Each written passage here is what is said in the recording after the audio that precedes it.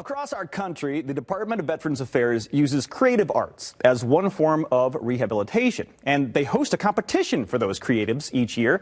And today we're lucky enough to have one of the gold medal winning winners on our show today to talk about the National Veterans Creative Arts Festival. Larry Massey won that top prize by penning a poem inspired by his daughter called Dandelion Sky. Welcome to the mix, Larry. Thank you, Terry. Appreciate you being here. And first, let's just start. That is a wonderful poem. I read it this morning, and it elicited an emotional response. Tell us about Dandelion Sky. Well, one day my daughter, who was 3 years old, blew some dandelion seeds into the air, and that reminded me of when I was a paratrooper in Vietnam. I closed my eyes, and I was back there. Unfortunately, someone had picked a drop zone with a high-tension line going across it, and I was heading right for the power line. For the power line. Now, you can move a little bit with parachutes, one way or the other, but those Army parachutes are real clumsy. And so I was pulling down the shrouds as fast as I could. As I came to it, I shot my legs up in the air and just barely skimmed over the top of those high-tension wires. And that obviously would have been disastrous. I mean, it would have been the end. It could have been the end of you. Yeah. So the line there in your poem, that when you made that landing was when you first realized that you were going to live. Yeah. What a powerful line that is. That I would live to remember it. Yeah, that once you hit the ground, you're like, okay, I'll live to remember this, right? Yes. I mean, and then when you reopen your eyes, and it instantly brings you right back to your young daughter. I'm back, and I rubbed her head a little bit, and kissed her cheek, and swatted at a passing dandelion. Yeah, and every single person, I think, can instantly picture that in their heads. They can picture the dandelion seeds floating away like a paratrooper and really picture it. I mean, almost live it.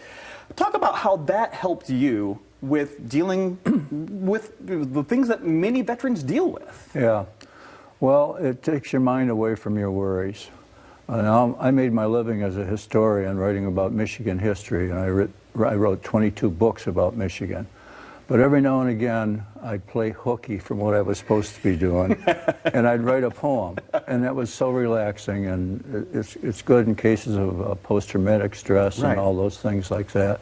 Take your mind away from your problems and create something. So it really is a form of therapy that helps veterans through those feelings that they're getting, that post-traumatic stress. Very much so. So tell us about the festival. That had to be a good time. You were in Denver, right, for this? In Denver for a week-long festival. And the biggest thing I got out of that festival was meeting some other veterans and making friends. I met a sculptor from Idaho. I met a playwright from California. I met a Native American dancer from North Carolina, and we bonded and became friends.